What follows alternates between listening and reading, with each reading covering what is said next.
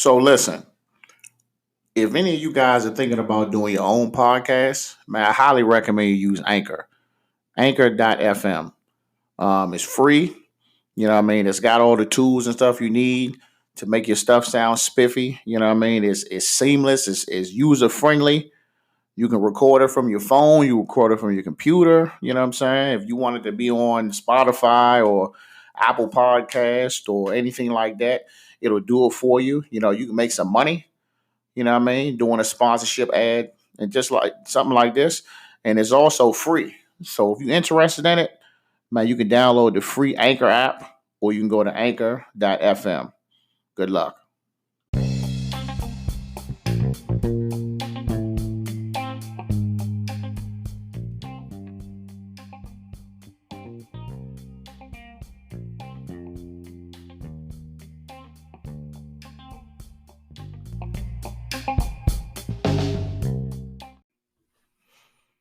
Captain's Log. What's up, y'all? On to the next, man. Episode 7. Bikelife. Oh, God. Man. I can't express to y'all how much I love motorcycles. It's like my life. Motorcycle life, bike life, track life, drag track life, all them lives. Motorcycle lives matter. All that shit. So let me just give y'all the timeline of how it all began for me. So back in I don't know, maybe 2008, 9, me and a couple of my partners had bought a townhouse. Barry and Glenn. Shout out to Barry and Glenn. So man, Barry always be buying shit, man. Impulse buyer. I love him. So he went and bought this little dirt bike. It's like a little 125cc, 100cc, something like that. It was a trail bike. And he's like, man, you want to take it out? So I didn't know nothing about no dirt bikes at that time. You know what I mean? I was just a car dude at that point.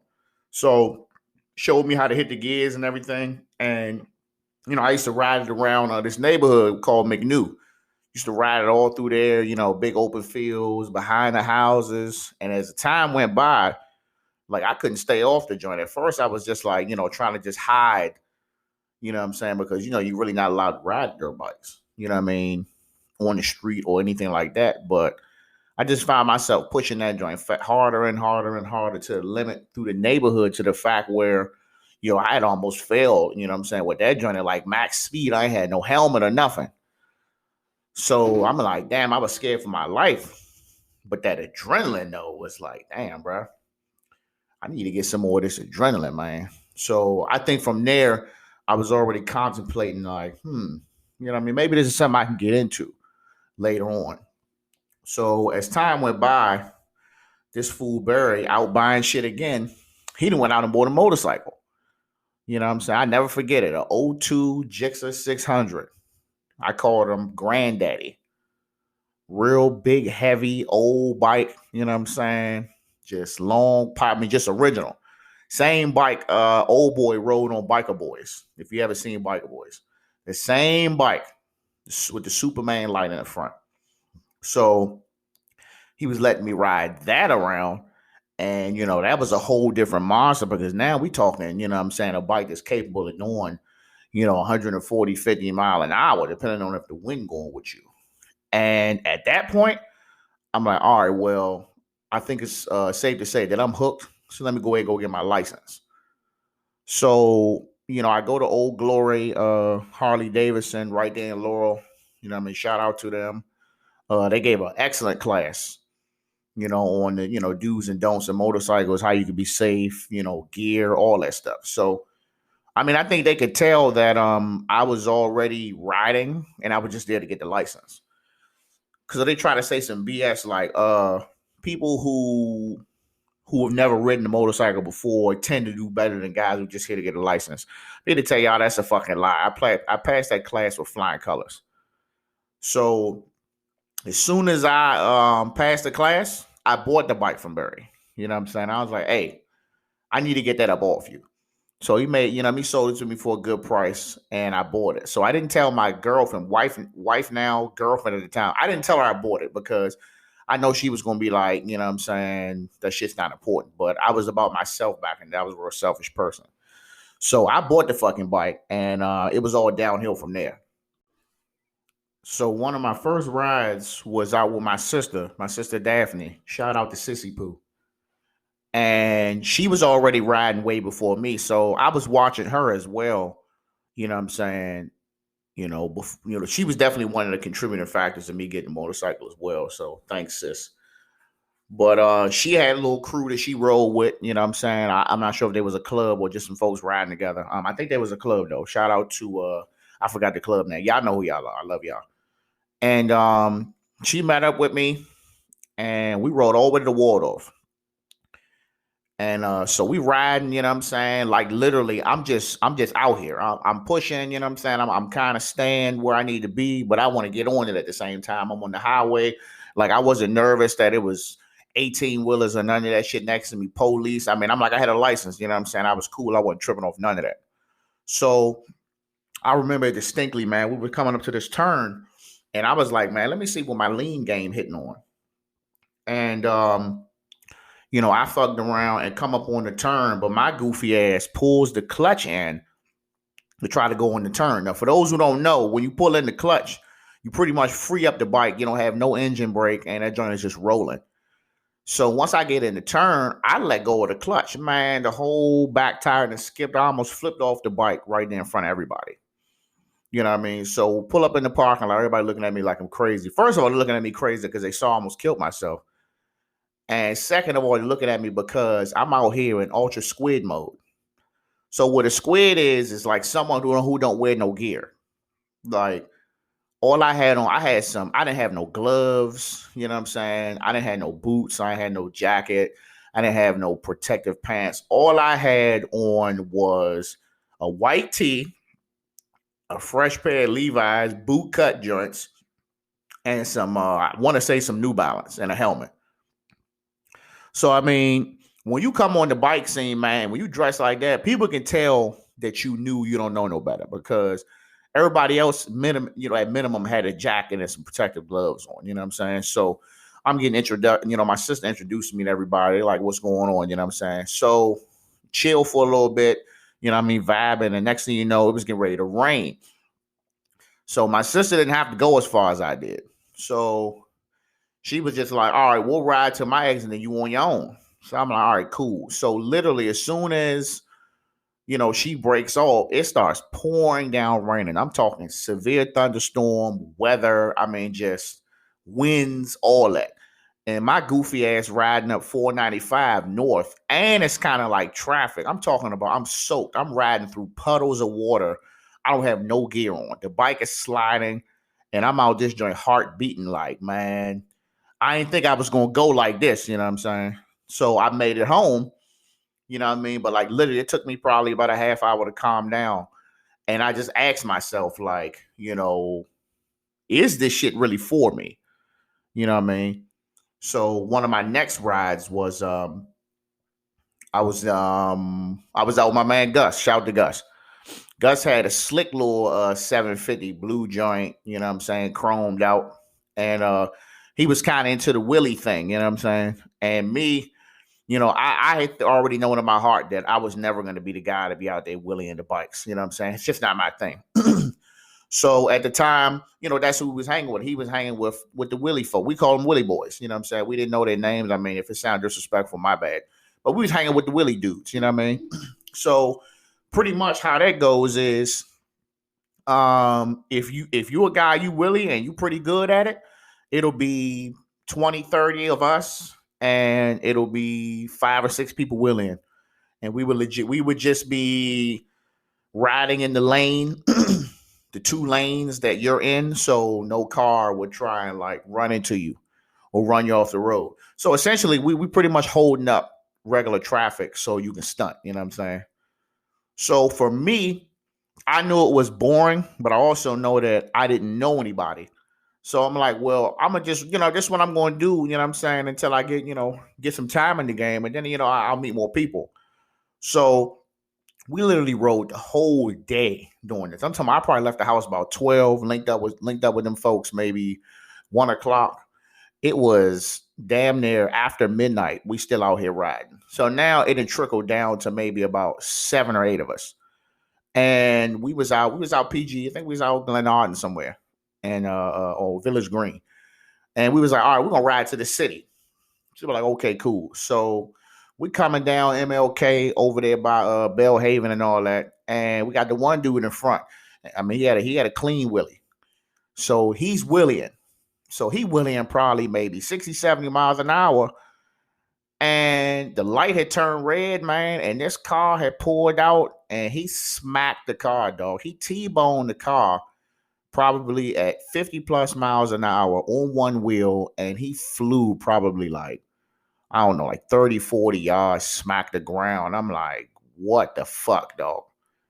So we pull up and stop, you know what I'm saying? I get off the bike, I run right up to him. I'm looking, you know what I'm saying? He just got his eyes like wide open, but you could just tell he ain't really saying he in pain, but his eyes is open. So I'm like, you know what I'm saying? Like, what the fuck do I do? I'm holding his hand. I'm trying to grip his hand. Whole time his hand is like broke, so I'm just kind of making it worse. So, me and Gus, we chilling, man, and we just trying to figure out what's going on. We waiting for the paramedics to come, man. And what killed me about this whole thing, man, was that his own mans, his main mans, and them, they couldn't even stay, dog, because these niggas' bikes ain't had no tags and shit on it.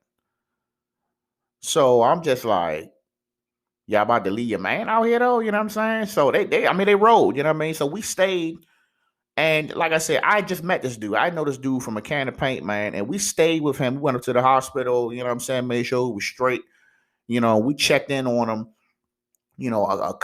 maybe a couple weeks later, man. And I remember he told me, he was like, thanks for staying with me. You know what I mean? I was like, well, I mean, that's a standard practice for me. You know what I'm saying? But I mean, I don't know. I don't know how, the folks do business who bikes ain't legit, because I would never ride around like that. You know what I mean?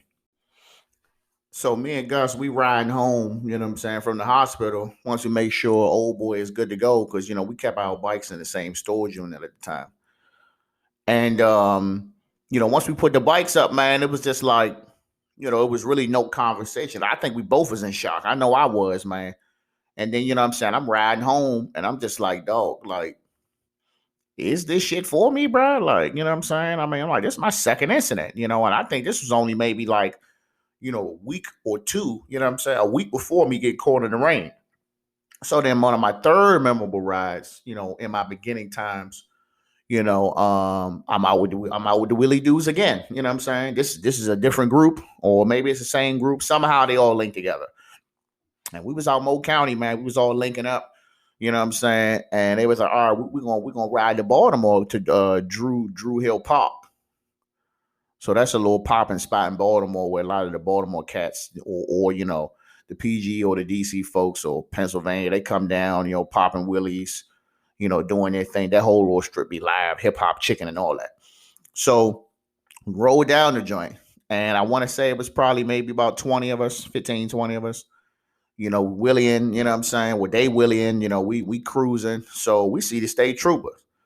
You know what I mean? I guess maybe he was waiting on us, you know what I'm saying? So all he really did was just kind of get in the street and just kind of try to like move us away from the traffic. I don't think he was really trying to stop nobody. But I'm like, you know what I'm saying? I was getting a bit nervous because I was like, yeah, I can't be getting pulled over for nobody else, you know what I'm saying? So, what I mean? After that, eventually, once people was done willing, everybody skedaddled, you know what I mean? So we got to smacking on the bikes. We went down to Baltimore. We chilled down the joint. You know what I'm saying? At this time, this is when I was kind of starting having my little anxiety issues. So I wasn't really feeling the fact that it was like literally like hundreds of people, like in the street, on the side of the road, you know what I'm saying? While these dudes was willing, you know what I mean? And I happened to see a cat that I knew, man, that was in a club, and he had took me around up the street to meet his folks, you know what I'm saying? So I was rapping with them. You know what I mean? Just introducing. They was like, well, who you come up here with? I said, I came up here with X, Y, and Z. They was kind of frowning their faces. I guess they already knew these dudes' resume. You know what I'm saying? Like I said, I was green to the situation. Crazy thing is, later on, I ended up being in this same club. We'll get to that. So I was like, all right, man, I got to slide back because I came down here with them. I get back to Drew Park, and Baltimore police have shut the joint down. I mean, they got roadblocks, moving roadblocks, pushing everybody out. So I just kind of squeezed through the joint, catch up with them bammers. So now it's kind of like starting to get dark. I think this was earlier in the year. This is probably like a March, April thing. And man, that same state trooper was waiting on us.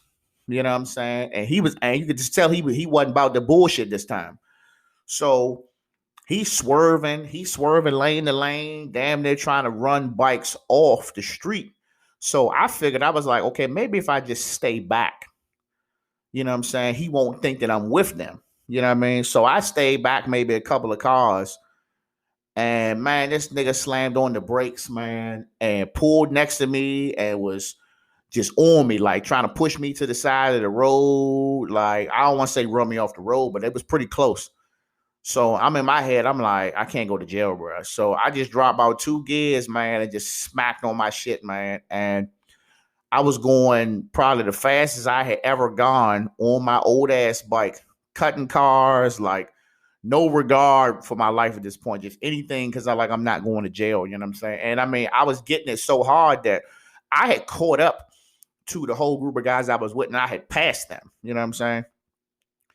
And you know what I'm saying? So I figured, well, let me go just an extra exit from my house just in case. You know what I mean? So I went probably to Beltsville and then got off, cut back through the Laurel, man, parking in the storage unit and just sat in the storage unit, you know what I'm saying? Just shaking my head, looking at the bike. And I'm just like, bruh, like, is this shit for me, bruh? Like, I mean, I was like, if I got to keep asking myself this shit every time I get on the bike, maybe I shouldn't be doing it, bruh. You know what I mean? So, after asking myself that a couple of times, man, is this shit really for me, man? Low key, I like that shit though, man. I love the adrenaline, dog. So outside of the close calls and the police activity and shit, I still loved it, man. So what I would do was I just wouldn't ride for like a week or two. And I'll be right back on it. But now at this point, what I mean, I was like, all right, well, let me just kind of stop fooling with that crowd because they're not really doing what I'm doing anyway. I mean, deep down, I just wanted to speed. You know what I'm saying? I wanted to blow through the cars. You know what I'm saying? I wanted to see how fast I can go on my bike. I was a speed demon from day one to day done. So, I used to ride to work every day. I'm talking about it'd be January, February, it'd be snow outside. If it wasn't no ice on the ground, I was riding, though, just to be out, you know what I'm saying? Be freezing, hands be frostbit, just anything just to be on the bike, dog, because I just felt so free from, you know what I'm saying, like any of my problems, any of my stress. Like I just felt free, bro. Like that, like the most free spirited people, man, ride motorcycles, dog. If y'all didn't know that. So, I'm coming from work one day, man. It was summertime, and I seen this cat on this Gixxer 750, you know what I mean, silver chromed out joint was cleaned up. And he gave me the wag was like, man, come holler at me for a minute, you know what I mean? So I stopped, talked to him, man. Soft spoken dude, went by Drizzy. Shout out to Drizzy. And apparently he knew me from somewhere, you know what I'm saying? And he was like, yeah, man, I seen you around, man. Maybe want to chill out, have a conversation, want to meet some folks or whatever. So I'm like, all right, bet. You know what I mean? So told me he was in this club, man, Wild Bunch. Shout out to Wild Bunch. And I met them folks, man. And the president at the time, Country, shout to Country. Cool nigga, man. He had, him and his twin brother, Mark Clutch, went by Clutch. And man, I thought these dudes was wild, dog. I mean, I thought they really was what their name was. They was a wild bunch of people. And they rode, you know what I'm saying? They smacking on them bikes, man. They knew a lot of people. They was always out, they used to party. So I was like, yeah, I'm trying to get in, man. So me and Gus came in with me, you know what I'm saying? And we joined the club, you know what I'm saying? We prospected, did our time, you know what I'm saying? The riding issue was never an issue for me. I mean, whatever I needed to do, you know what I'm saying? Like it was getting done. So finally, you know what I'm saying? I got my colors. I think it was December, got my colors, cold as shit. Had a formal ceremony, got our rags, man, rode off into the wind. And I mean, I was so proud You know what I'm saying? I had them rags on my back, and I was like, bro, I'm gonna represent. You know what I'm saying? That's what I did. I still continue to ride. You know, 5 to 6 days out of the week. You know what I'm saying? Pulling up everywhere. Hurry up and wait. You know what I mean? And by that time, I was like, it's time for an upgrade. So I sold my O2 Gixxer 600 and I bought an O5 Gixxer 1000. You know what I'm saying? Now I wanted to get a 750, but a 1000 was a deal. So I bought a 1000. It was a lot of fucking bike, man. And, once I got used to it, I couldn't be fucked with, dog.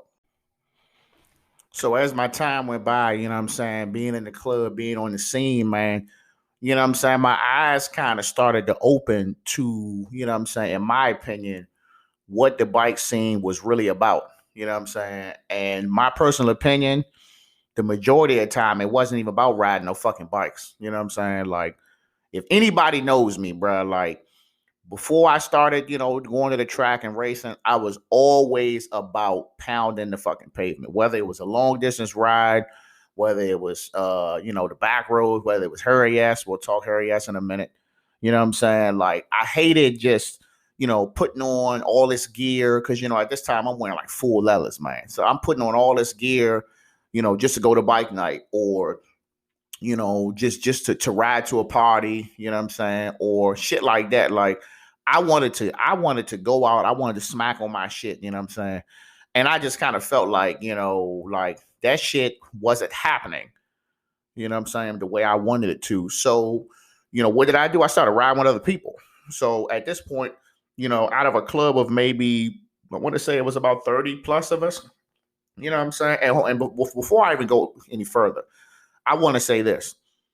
When I say that folks weren't riding, well, that's what I'm saying. They wasn't riding. But, this was a time where, you know what I'm saying, people's careers were changing, people was having babies, you know what I'm saying? People was, running into issues here and there where it's like the motorcycle shit wasn't really a priority like that no more. You know what I mean? So I started riding with other people who rode the way I like to ride. So I rode with the niggas who like to drag knee, you know what I'm saying, who would like to do the midnight blast from DC to Baltimore, or from a blast from the National Harbor to Arundel Mills. Like, that's just who I wanted to be around, because I didn't come out to chill. Like, I didn't come out to just be on the scene, bike looking pretty. I came out, I want to pull up my shit looking dirty, and you look at my red tire, you see it shredded because I'm out here cooking shit. So the minute that didn't happen, I already knew that in the long run, this shit wasn't going to work. You know what I mean? So, I was promoted to road captain. So it's me, my man Wally. Shout to Wally. You know what I'm saying? We was the most ridingest niggas in the club. We was the most aggressive ride niggas in the club. I'll say that. You know what I'm saying? So we was always out. We was always smacking. You know what I'm saying? We'd pull up the Hurry S. You know what I'm saying? We'll have some gun runners. We'll have some late riders. Shout to GR. Shout to late riders. We'll have a bunch of other people, some brandos come out the joint and be like, man, let's run Harry S. So Harry S is this sharp ass set of turns when you come off the exit after Arena Drive, Central Avenue. So what you would do is, you would lead the boulevard, Arena Drive. You would go and you would get on the highway south. Then you would get off on the Central Ave exit, going the opposite way, going towards like Largo. And when you come off, you know what I'm saying, you start smacking. So you come up, you know what I'm saying, you veer to the right, you see the Harry S. Truman sign on the right, and it's a real sharp sharp right. And, you can really get that knee down, man. You probably can come through that joint probably 60, 70, 80 miles an hour, depending on how big your balls are. And, it was fun. You come out, you smack a little bit more, then it's another little right. Then you hit a stoplight. You come around a little long chicane, and you got another like tight right that's kind of like a double apex type deal where you tip in, and then you got to come out a little bit, and then it tightens up. And you come back down, you go to the stoplight, you make a U-turn, you do it again. So like at that point, that was our little mini racetrack, you know what I'm saying? And we used to run Harry S. We used to run it. And then, that shit started getting real popular, and more people was pulling up. But the issue with Harry S is, man, Harry S was taking lives, man. If you come out that joint and you got a bike that's brand new bike, it's fresh off the showroom floor. You got them Bridgestones on there. You don't really know the bike. You know what I'm saying? Harry S is probably not really where you want to be initially, man, because if you fuck them turns up, man, that's the guardrail or that's the woods. And I know folks, who have passed away. I know folks who have, had, life changing injuries, man, fucking with Harry S. Rest in peace to them, man, and speedy recovery to those who have got injured on Harry. So as much as we wanted to stop riding Harry, it was just to a point where, it wasn't really nowhere else to go. You know what I'm saying? To do what I wanted to do. And then, when I go back to my club, I'm like, what I'm saying, well, let's do this. I try to start setting up some rides, and not necessarily no Harry S type shit, but just a ride, just for us to be gone for like an hour or so. So this would be a scenario. We would post a ride on a on our little Facebook page. We had our own private page. You know what I'm saying? It'd be like, hey, we doing a ride. You know what I'm saying? So what we usually would do is we would say where we were going. But I prefer to not say it because some people will show up and some people won't. So, we would set up a ride for Sunday, but then it'd be a party Saturday. So of course I'm riding to the party. You know what I'm saying? I'm unless it's cold outside, I'm on my bike to every party. So I would ride to the party, and half the club is fried, so they in their cars. And then what ends up happening the next day, you know what I'm saying, out of 30 people, it's me and maybe 2 or 3 other folks showing up for the ride.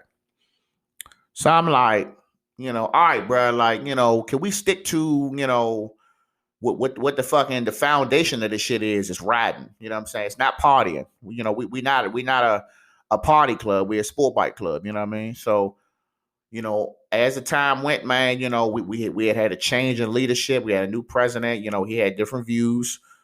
And, we kind of started getting deeper into more shit that I didn't want to do. And it came to a point where my main man, he left. He said, I'm done. And as soon as he left, I got a call and they was like, well, where you at? So I was like, damn, man. I was looking forward to that party down at Stadium Armory this weekend. So I told him, I said, I'm done, man. And, I was told, well, it kind of makes you look like a follower. I'm like, it is what it is, bro. I'm like, y'all niggas don't ride. You know what I'm saying? I came here to ride. I didn't come here for the politics. You know what I mean? It turned into politics, man. And in my opinion, dog, that's what the bike club shit turned into. It turned into politics, man. It go from just riding your bikes to who we supposed to be showing support to, or what older club or one percenters, you know what I'm saying? We got to pull up on because they want you to wear their patch or something like that, or who fucking this girl or that girl or you know what I'm saying? I'm like, bro, like I'm good on all that. You know what I'm saying? I'm like, I already knew plenty of people before bikes. You know what I'm saying? You know what I'm saying? I'm like, I had a lady before bikes, so it's like I didn't need help in any of them departments. I was just strictly here to ride. And the minute that that was solidified that that's not what it was, I left. And the crazy thing is, when me and my man left, like half the club left because I think everybody really felt the same way. So, I mean, they still out here moving strong, man. So I wish them the best of luck. But that shit didn't work out for me, man. Sorry. So let me backtrack a little bit. So before the exile of the club, man, 2 of my youngins, man, Alex and Francie, shout to Francie and Mako, you know what I'm saying, for opening up my eyes. So these dudes was going to the track. And, I was always curious. I was like, damn, they on a real racetrack out here, you know what I'm saying? And it was just one day, man, it was a couple of us in the club. We was off midweek. And I was like, man, let's take a ride up to Summit Point, and we rode up there. And we saw the guys at the track. I saw my 2 men riding. So I'm like, damn, that shit look fun, dog. You know what I mean?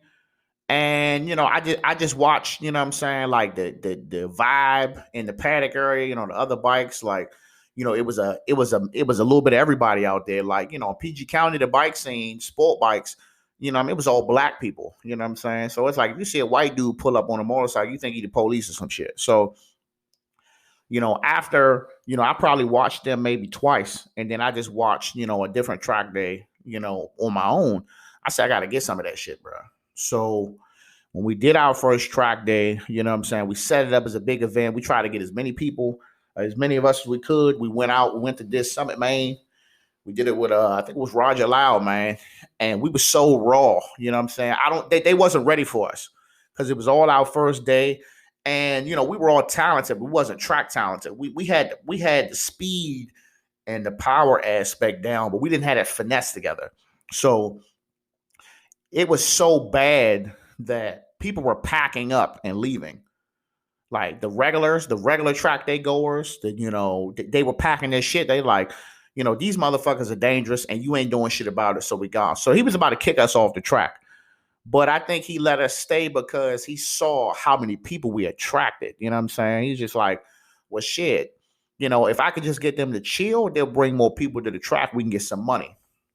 So safe to say, outside of that, me starting to go to the track, and I already knew the club thing was going to be obsolete regardless if we rode a lot or not. I just preferred the track, even more. And I definitely prefer the Moors because the issue that we were making, which was causing more crashes and more deaths, we were taking shit that we were learning at the track to the street. So, a couple of years before that, we'd go to Harry S. And Harry S. would be like, that shit'd be like scary. You come up in that thing too fast. You know what I'm saying? But after 4, 5, 6, 2 seasons of track days, Harry S. was nothing. Harry S. was just a walk in the park. So we were able to come through that joint way faster. You know what I'm saying? Way more calm and collect, way more closer to each other. You know what I'm saying? Trusting that if somebody is on the inside of you, not even worrying about if they slide out, they're gonna take you and the other dude that's down below. We wasn't worried about none of that shit. At this point, Harry S. was fucking nothing. You know what I'm saying? Like at that point, it was nothing on the street that could fulfill that thirst of being at the track. So that's what we ended up doing, man. I ended up just saying, you know what, fuck it. I'm done with the street and I'm track life forever. So at this point in time, man, I'm balls deep in the track, man. You know what I'm saying? Me, it's probably about 9 or 10 of us, man. We didn't, almost 100% drop the street. At this point, we was only going on the street if we just needed to test something out on the bike. Maybe we just added an upgrade or a tune or new brake pads or something like that. And we would take it out there and, do what we need to do and take it to the track. We even started, came up with a name. We started calling ourselves Teen No Remorse. You know what I'm saying? It wasn't a club or nothing. We still go by Teen No Remorse. TNR, shout out. And, we were just rolling with that, man. But then it's like the streets was dead, man. You know what I mean? As far as I can see, unless, people wasn't making no posts on social media, the PG County side was dead. At that point, the Baltimore side was popping, you know what I'm saying? But them niggas wild. Hey, shout out to my, the handful of Baltimore niggas I know that ride, but y'all wild as hell. You Baltimore niggas will go out here and they'll get on that joint talking some shit, be like, oh man, I'll crush you on 83. They go out that joint and somebody will crash and die, or somebody will crash and be seriously hurt. And like the next day, somebody be right back on that joint talking the same shit. I'm like, bro, I don't know. But moving on. So, we doing the track thing, man. And, folks is like, man, y'all really done with the street? I'm like, hell yeah, bro. I'm like, that shit boring. Y'all need to come on to the track. But see, the thing is, man, we was catching fire at the track, man. We was getting fast. I had my man Phil, shout to Phil, the Philistine. He got bumped to the advanced group, immediately.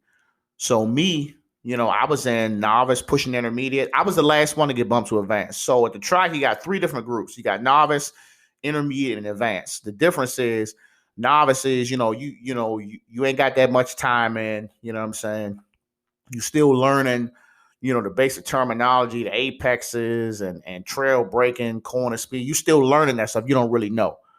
So you really can only, with some organizations, you can only pass bikes on a straightaway. So if you want some, you get behind somebody, he real slow, you're stuck behind them. You know what I'm saying? They got coaches on the track to enforce that shit. So you get the intermediate.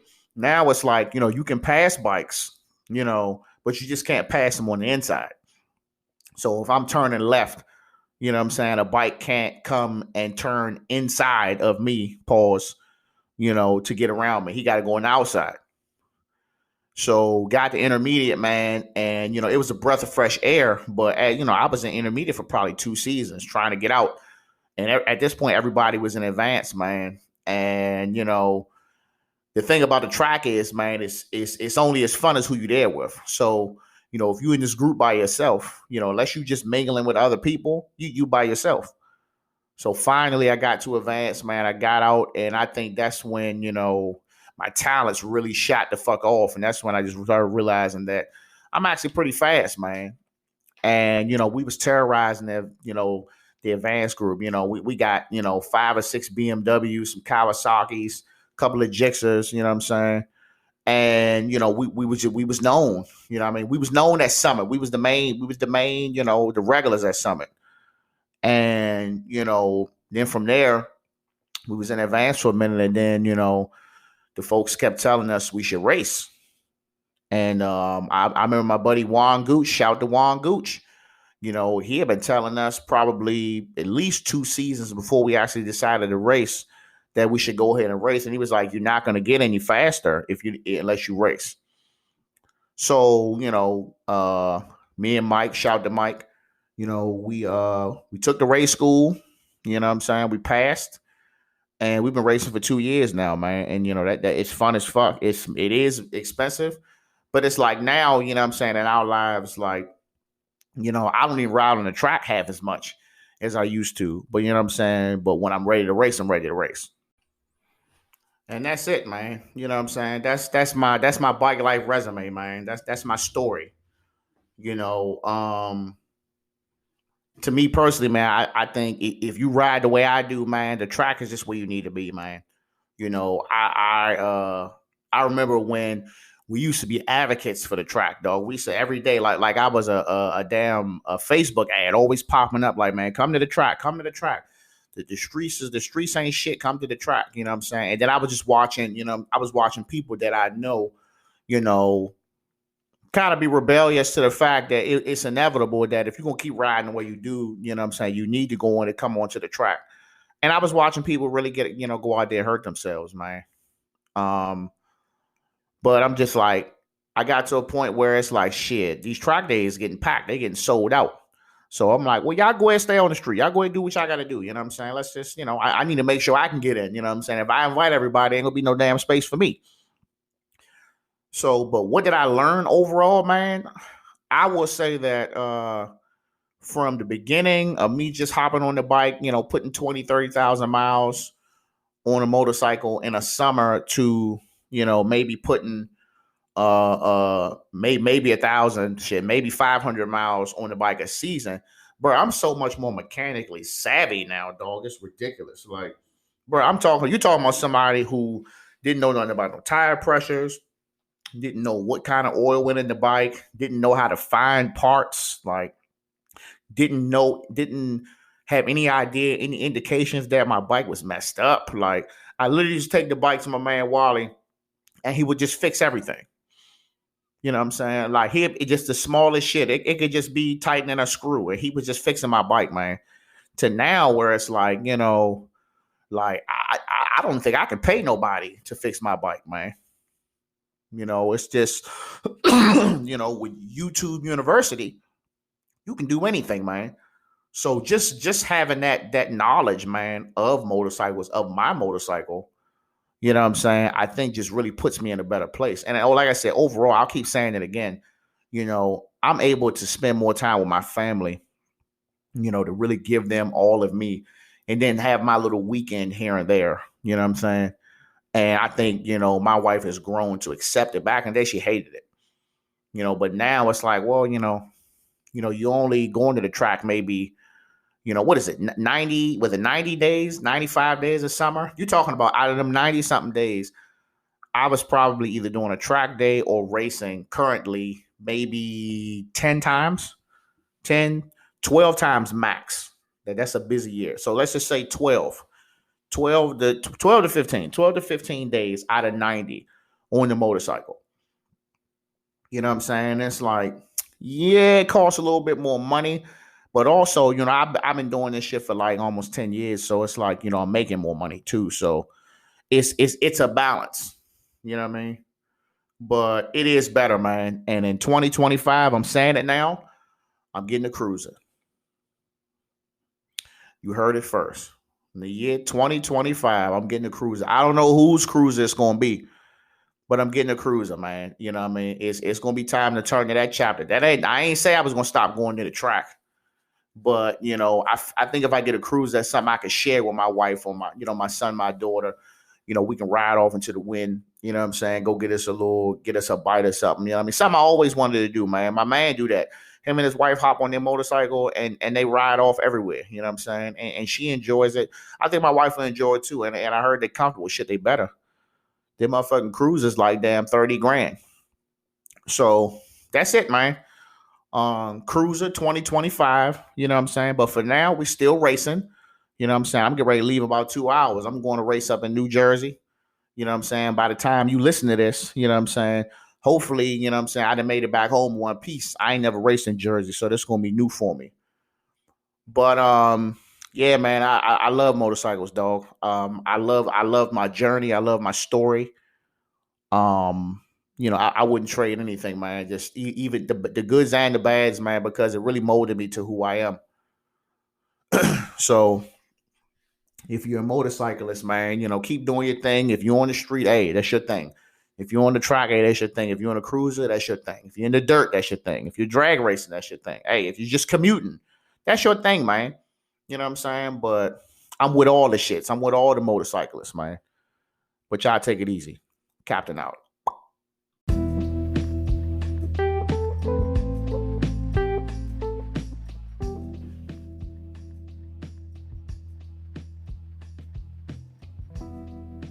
All right, y'all. You just listened to Ep.7, Captain's Log Podcast, Bikelife. If you like what you hear, man, subscribe, share it.